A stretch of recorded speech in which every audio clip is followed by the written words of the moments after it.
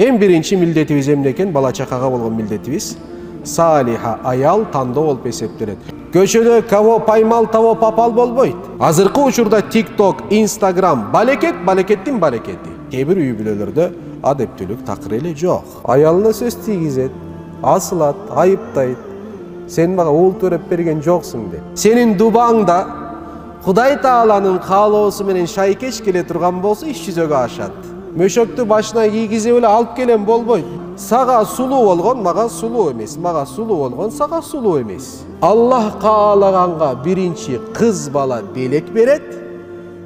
Kiyin kimge kaalasa erkek bala belek beret deyit Allah subhanahu wa ta'ala Kur'an'da. Törtünçüsüge, üçüncüsü koşulsa nurun hala nur bolat. Ayalı meni koşu TikTok'a çıgat dey.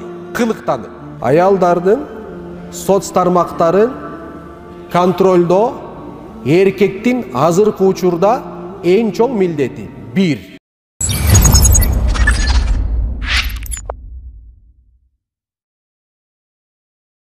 Esselamu aleykum ve rahmetullahi ve berekatuhu. Hurmatlı Müslüman bir tuğandar, Allahu subhanahu ve taala bugünkü cuma günübüzde barıbızga inşallah berekeli kılsın. Manili bir günlerden bolup esептелет. Allah Teala dualarыбызды, zikirleribizdi, istihbarlarыбызды, Paygambarыбызга жөнөткөн салаваттарыбызды, берген кайыр садакаларыбызды, зекеттерибизди өз дәргөйүндө кемчиликсиз, кемчиликтер менен бирге кемчиликсиz сыяктуу кабыл кылган болсун иншаллаху рахман. Мындан bir канча жума мурун мен укуктар маселесин көтөргөн болчумун. Өзгөчө ата-эненин акысы деп айтканмын, бирок ата-эненин акысынан кийин эмне деп айттык биз? Балдардын акысы жөнүндө сөз кылабыз дедик. Бирок Алла Тааланын тагдыры, Алла Тааланын жазмышы. 2 жума чыга албай калдым, бир аз сыркоолоп ооруп, Алла субханаху ва тааля алхамдулилля ошол бир туугандардын дуасынын таасири Кудай Таалам шипа берип, аз алдыңызда турабыз иншалла. Дару айтып коеюн, bir жумада эле жарым саатта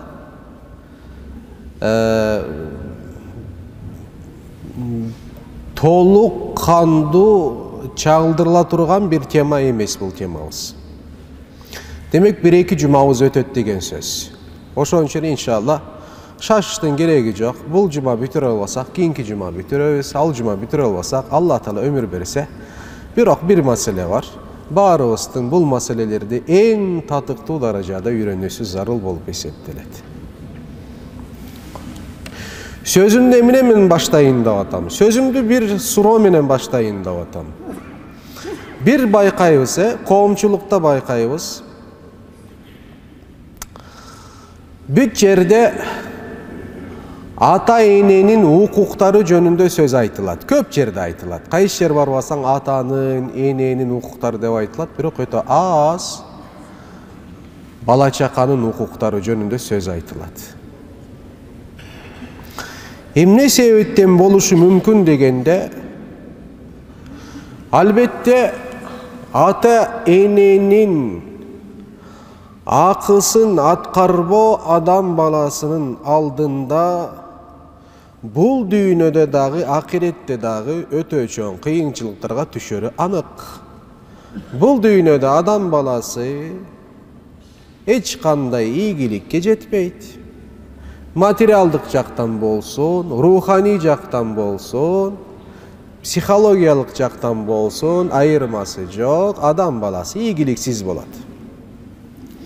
Акиретте болсо өтө чоң күнөө болгондугу үчүн Кудай Таалам бул адамды өз мээрим менен кечирбесе, ата-эне дагы ошол акысын кечирбеген болсо, анда бул анык эле бара турган жери тозок болуп эсептелет. Бул жерде талаш тартыш маселеси жок. Ооба. Ошол себептен албетте Аллаху субханаху ва таала адам баласына эмне кылган дейт? Ата-энеге бул милдетти жүктөдү. Адам баласына да ата-энеге карата болгон укуктары жүктөдү. Ата-энеге дагы бала чакасына карата болгон укуктарды, милдеттери жүктөгөн болду. Маселе ошол милдет болгондугу үчүн биз милдет деп айтабыз. Бирок укук маселесине келгенде ал жерде дагы ар бир адам эмне кылуусу зарыл, көңүл буруусу зарыл. Демек, кандай ата-эненин укуктары болсо, ошондой эле бала чаканын укуктары бар деген сөз. Аллаху субханаху ва тааля Tahrim сүрөсүнүн 6-аятында Estaizu billah ya eyyuhellezina amanu qu anfusakum ve ahlikum naran ve quduha an-nas والحجارة عليها ملائكة غلاظ شداد لا يعصون الله ما أمرهم ويفعلون ما يؤمرون. Kıskaça manisi bul ayattın. Ey Allah Teala'ya iman keltirgenler, algaç özüңөрдү tozok otunan jana özüңөрдүn үй бүлөңөрдү tozok otundan saktagıla деп Аллаху Субхана ва Тааля буйрук берет. Ошондуктан Пайгамбар саллаллаху алейхи ва саллам бир хадисинде айтат: Рахималлаху валиден аана валадаху аля биррихи. Өзүнүн бала чакасына жакшы болууга жардам берген атага Алла ырайым кылсын деген батасы бар. Өзүнүн бала чакасына жакшы болуусуна жардам берген ата-энеге Пайгамбар саллаллаху алейхи ва саллам бата кылып атат. Аллах ырайым силерге төксүн деп атат.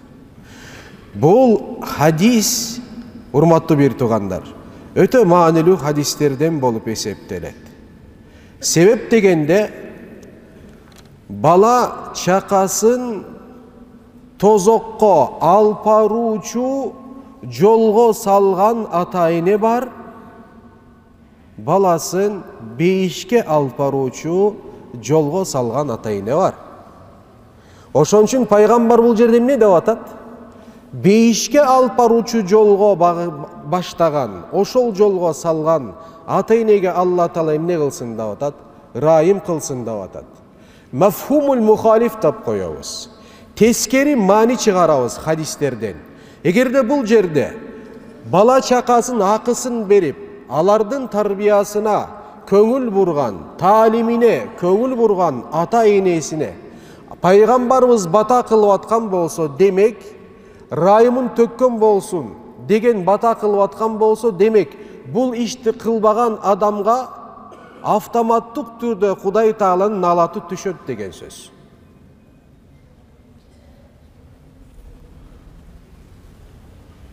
Маселе,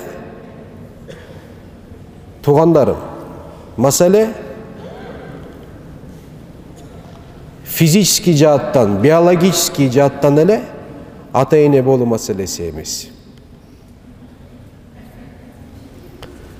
Маселе Аллаху Субхана ва Тааля сага белек катары берген,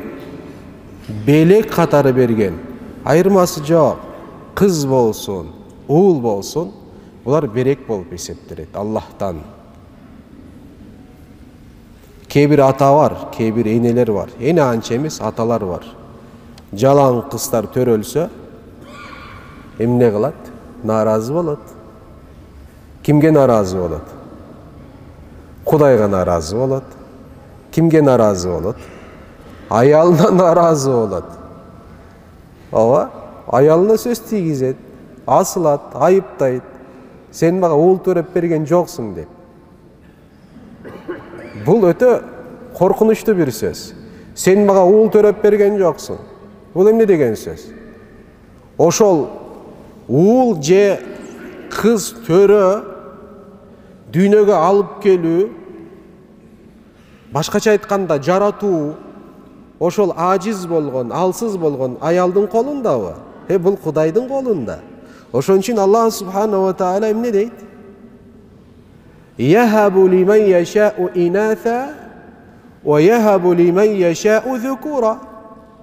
Yahabu limen yasha'u inatha ve yahabu limen yasha'u zukur. Ne deydi Allah subhanahu wa ta'ala? Allah qalağanğa. Ayat bol. Ayat. Şura suresi 49. ayat. Allah qalağanğa birinci kız beret. Beret degen söz. Yahabu degen söz menen koldanat.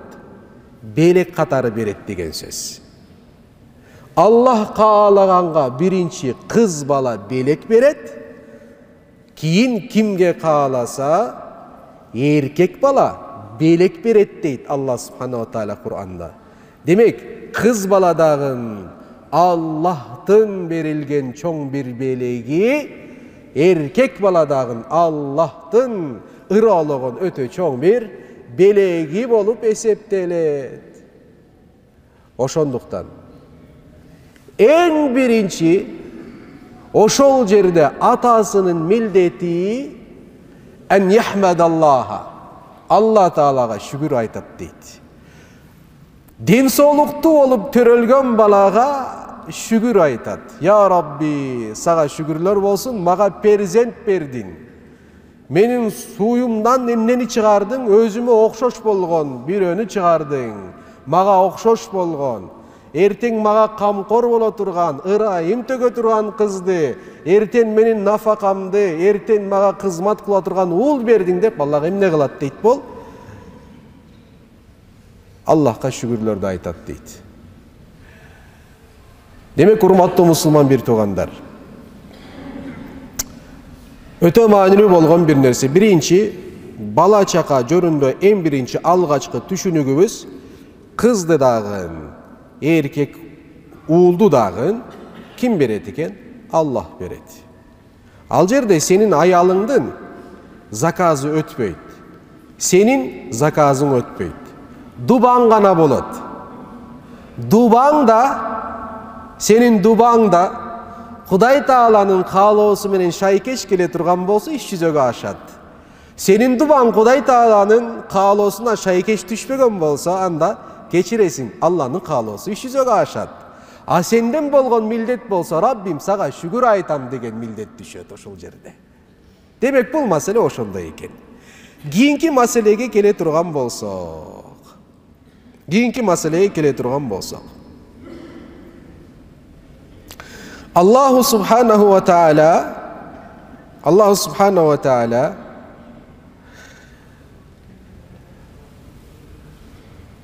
özünün mildetin tağ atkargan atağa jana özünün mildetin tağ atkargan uulga bir at koyat, ısım koyat.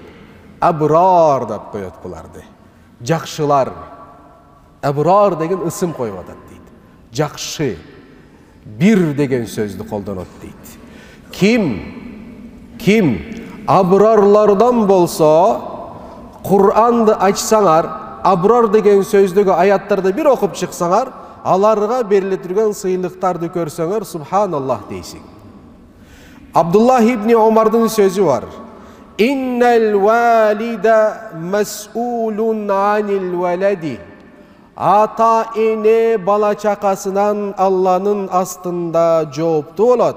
Ve innel velede mes'ulun anil validi. Bala çakadağın ata enesinin Allah'ın astında cevaptı olat degen sözde aytat. Demek bu jerde cevaptı olat degen sözdü kanday түшүнөбүz degende ata enenin baldarga karata olgun cevaptılığı alarga en jakşı tatıktуу darajada mamile kılıusu olup eseptelet. Bala çakanın bolsa ata enesine karata olgun жоопкерчилиги аларга эң татыктуу даражада адептүү болот дейт. Адептүү болот. Тилекке каршы азыр биздин үй бүлөлөрдө адептүүлүк жоголуп баратат. Кээ бир үй бүлөлөрдө адептүүлүк такыр эле жок. Такыр эле жок. Ошол себептен Ата эненин бала чакасына, өзгөчө атанын деп айтабыз, балдарын алдында милдеттери бар. Бул милдеттерди биз эки бөлөбүз. Бала төрөлгөнгө чейин милдеттери бар, бала төрөлгөндөн кийин милдеттери бар. Төрөлгөндөн кийин туугандар чоңоюп, бала чакалуу болуп, өзүнүн үй бүлөсүн куруп, иши кылып, акыркы демге чейин болгон милдеттер деген сөз. Түшүнүктүүбү? Төрөлгөнгө чейин кайсы милдет дегенде, төрөлгөнгө чейин милдеттердин эң биринчиси ихтиярул умми салихати ат-таййибати затал асли ат-таййиби вал хулуқил кавими. Ата болочок эртең боло турган балдарына салиха, адептүү, тарбиялуу, ата теги таза болгон эне тандоосу бала чаканын астында эң биринчи милдети болуп эсептелет. Өтө маанилүү туугандар. Көчөдө кого поймал, того попал болбойт. Түшүнүктүүбү? Мөшөктү башына кийгизип эле алып келем болбойт. Бул такыр эле эң алгачкы баягы кыз урдайбыз го. Ия, ошол салт сана бар го, көчөдө бараткан башына мөшөк кийгизе эле машинанын багажыга тыгып алып кетесиң, э? Сен көчөдө кетип бараткан бирөөнү кайсы жерден тааныйсың? Демек, ошол жерде эле башынан эле сен эртең төрө турган балаңа эмне кылып атасың? Ия. Кыянатты кылып атасың деген сөз. Ооба? Өтө маанилүү нерсе. Демек, эң биринчи милдет эмне кылат экенбиз? Салиха болгон эне тандайбыз. Салиха деген сөздү тем эле таква деп түшүнүп албагыла. Түшүнүктүүбү? Салиха деген сөздүн мааниси исламдын жүктөгөн 5 түркүгү бар го, 5 шарты. 5 убакыт намаз, калима-и шахадат, орозо, зекет, ажылык сыяктуу бар го ошолорду. Ошолорду аткарып аткан болсо эле салиха болуп эсептелет аялар. Түшүнүктүүбү? Парздарды толук кандуу аткарып атса, дагы бир сыра кайталап коеюн башкачараак. Парздарды толук кандуу аткарып атса, арамдардан толук кандуу тыйылып атса, салиха болуп эсептелет. Бул бир. Экинчиси адептүү болуш керек. Салиха болуунун жанында да адептүү болуш керек. Ахлактуу болуш керек. Маданияттуу болуш керек. Сүйлөгөн сөзүндө, баскан турганында. Түшүнүктүүбү? Өтө маанилүү булардын баары. Ошого да карайсың. Эгерде эркектердин талабы шар'ий талаптар боло турган болсо, эркектердин талабы шар'ий боло турган болсо, Азырети пайгамбарыбыз айткан бир хадисте, аял 4 нерсе үчүн, аялга 4 нерседен улам никеленилет. Аялды 4 нерседен улам аласың никеңе дейт да. Эмне деген сөз? Лималиха, вали хасабиха, вали джамалиха, вали диниха. Анын эмнесине мал мүлкү үчүн бай экен, байлыгы үчүн үйлөнөсүң. Анын ата теги бар экен, мындай бир таанымал үй бүлө ак сөөктүү экен, ошого карап туруп үйлөнөсүң. Бул дүйнөлүк пайда деген сөз. Сен ал жерде акыреттик так ойлобойсуң деген сөз. Дүйнө үчүн кылып атасың деген сөз. Вали джамалиха, же болбосо аябай сулуулугу үчүн үйлөнөсүң. Түшүнүктүүбү? Вали диниха, жана эмнеси үчүн үйлөнөсүң дейт, дини үчүн үйлөнөсүң дейт. Бирок бул жерде жакшы түшүнүш керек. Түшүнүктүүбү? Сулуулукка караба деген айтылбайт. Сулуулукка караба деген маанисинде эмес. Макулбу? Сулуулукту Кудай жаратты. Ар бир адамдын өзүнө жараша сулуулук эмнеси бар? Сулуулук идеалы бар. Сага сулуу болгон мага сулуу эмес, мага сулуу болгон сага сулуу эмес. Сулуулукка албетте карайсың. Биздин алымдарыбыз айтат, караганда сенин көзүңдү эмне сүйүнтүрүш керек дейт. Көргөндө сен сага жагыш керек дейт. Эркек катары сен ага тартылууң зарыл деп айтылат. Бирок бир гана бул үчүн эмес. Бир гана биринчи үчүн эмес, бир гана экинчи эмес, бир гана үчүнчү эмес. Төртүнчү өтө маанилүү лидини ошон үчүн пайгамбарыбыз айткы, эмне деп атат? Фазфар бидати дини терибат ядака. Ошолордун төртөнүн арасынан кайсынсы тандарым маселеси келгенде, же бул дегенде, анда дини барды танда, колуң береке көрсүн деп атат. Бирок ошого төртүнчүсүгө, үчүнчүсү кошулса, нурун ала нур болот. Ооба. Анан тиги төртүнчүсүнө үчүнчүсү кошулуп, дагы үчүнчүсү кошулса, андан да жакшы болот. Төртөө тең бирөөдө болуп калган болсо, супер болот. Ооба. Анда жизнь малина болуп калат сенде. Түшүнүктүүбү? Ооба. Бирок маселе келгенде, биринчи биз критерий эмне болуш керек? Дини. Себеби дегенде ал-мар'ату салиха. Салиха аял бир гана дини мотивтер менен салиха боло алат. Башка түрдө болбойт. Ошондо динчил боло турган болсо, дининде бекем боло турган болсо, анын байлыгы сага зыян алып келбейт, пайда гана алып келет. Азирети пайгамбарга Азирети Хатижанын байлыгы зыян алып келдиби, пайда алып келдиби? Пайда алып келди. Азирети Хатижа өтө бай болгон. Мал мүлкүн пайгамбардын жолунда сарптады. Дини болбой туруп сулуулугу болсо зыян алып келет. Зыян өтө чоң зыян. Азыркы учурда TikTok, Instagram балекеттин балекети. Чыгарат ошол жерде. Азыр кээ бир эркектер бар, Кудай сактасын эй. Аялы менен кошо TikTokко чыгат эй, кылыктанып. Уял. Ошолорго айтарым, эркек эмессиң сен. Аялды чыгарып атасың, өзүң да чыгып атасың ал жерде, кылыктанып, бийлеп туруп. Бул болбойт. Бул биринчи айткан 3 нерсебиз бар го. Алардын пайда болуусу үчүн төртүнчүсү шарт. Төртүнчү болбосо булар зыян болот. Төртүнчү болбосо булардын баары туугандарым зыян болот. Демек, азан айтылып атат. Бул теманы бир канча жума иштейбиз туугандар. Айта турган сөз өтө көп. Бул тема YouTube'да да чыгат. YouTube'да да чыгат. Себеп дегенде Россияда дагы туугандарыбыз жазып тур, бул теманы айтыңыздарчы деген кээ бир маселе бар. Кийинки жумаларда көтөрө турган бир топ маселелер бар иншалла. Бул маселелерди эмне кылабыз? Шар'ий жаттан анализдеп туруп, анын жообун бергенге аракет кылабыз бул жерден иншалла. Силер да пайдаланасыңар, анан биздин бир туугандарыбыз дагы, четте болгон бир туугандар дагы пайдаланат иншалла рахман. Демек, эң биринчи милдетибиз эмне экен? Бала чакага болгон милдетибиз салиха аял тандоо болуп эсептелет. Дамла, биздин ишибиз бүтүп калды уже, эмне кылабыз эми? Да, эмне кайсырды тандайбыз? Биз уже үйлөнгөнбүз, 4 бала чакалуу болдук дейсиң.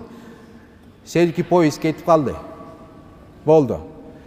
Сенин милдетиң аны менен кошо азыр эмне болосуң? Салиха болосуң. Кел, оңололучу. Бир сөз бар, бир эреже бар, ошо менен токтоюн. Зыяндуу болгон жолдо, кетип бараткан жерден, зыяндуу болгон жолдон кайсы жерден кайтсаң эле пайда болот дейт. Түшүнүктүүбү? Зыяндуу жолдун ичинен кайсы жерден кайтсаң эле эмне болот экен? Пайда болот экен. Биздин убактыбыз өтүп калды, болду эми тигиндей мындай, сиз кайсы жерде жүрдүңүз эле 20 жыл мурун, 30 жыл мурун, 40 жыл мурун. Тууган мындай нерсе жок. Азыр үйгө барасың, аялыңа айтасың, болду. Сен мындан кийин мен үчүн салиха болосуң. Ооба, салиха болосуң. Биринчи, эң биринчи. TikToктон чыгасың. Экинчи, Instagramды приват кыласың. Түшүнүктүүбү? Аялдардын соц тармактарын контролдоо эркектин азыркы учурда эң чоң милдети. 1. Үйдө жумасына бир жолу телефонун текшерип туруу сенин үстүңдөн дини милдет болуп эсептелет. 2. Түшүнүктүүбү? Милдетиң. Бирок бул нерсени алып эле спонтанно кылбайсың. Айтасың, мен жуманын ичинде каалаган күндө сенин телефонуңду алып туруп текшерем дейсиң. Түшүнүктүүбү? Ал да менин укугум деп айтасың. Бул телефондон улам, TikToктон улам, Instagramдан улам, башка нерсе бир топ үй бүлөлөр бузулуп атат туугандар. Эмнеге бузулуп атат билесиңерби? Контроль жок. Allahu subhanahu wa ta'ala ayal zatты emne üçün jarattı? Erçüçü bolusu üçün jarattı. Erkekti emne üçün jarattı? Erçütü üçün jarattı. Sen erçiteysin, erkti koldonosun, erkektikti koldonosun, birok. Erkektikti koldonu degen söz, küç koldonu degende hiç kaçan düşündürülböy şariatta. Ayal zatqa kol götürü şariatta durus emes. Kol götürü uruksat berilgen bir gana kaysı uçurda, anda körösün şariatqa, İslamga, dinge karşı bolgon işlerdi körösün, jakşı til menen aytasın. Instagramda açkanda birögө bir kommentari жазып сага жакпаган шарт деле шапалак болбойт ошол жерде. Алтыным, бул кылганың арам туура эмес деп жакшы түшүндүрөсүң. Экинчи, кичине урушасың. Үчүнчү болбодубу? Үчүнчү, төшөктү ажыратасың. Бирок бөлмөлөрдү таштабайсың. Бир эле төшөктү сен башка журткан, тиги башка журткан. Ал болбоду, төртүнчүдө шапалак берсең болот, ал да шарттуу түрдө. Жумшак гана жерлерине көгөрбөй тургандай деңгээлде алымдар айтат, ал мисвакты алып туруп, мисвак менен бир жерине уруп коюу сыяктуудан ашыкчасы эмес деп айтышат. А бизде эмне десе урганга болот дегенде бирөө бар болчу. Жумасына бир жолу аялдын шайтаны бар экен чыгарып туруш керек, жумадан кайтканда камчыны алат экен. Сабайт аялны. Эмне кыласың? Мен жумасына бир жолу бул сүннөт экен, эмне кылабыз дейт. Теге шайтанын чыгарып коет экенбиз дейт да. Я астагфирулла. Кудай Таала адаштырбасын, туугандар, арам бул. Субхана раббика раббил иззати амма ясифун ва саламун алал мурсалин. Валхамдулиллахи раббил аламин. Bi rahmetike ya Rabbi.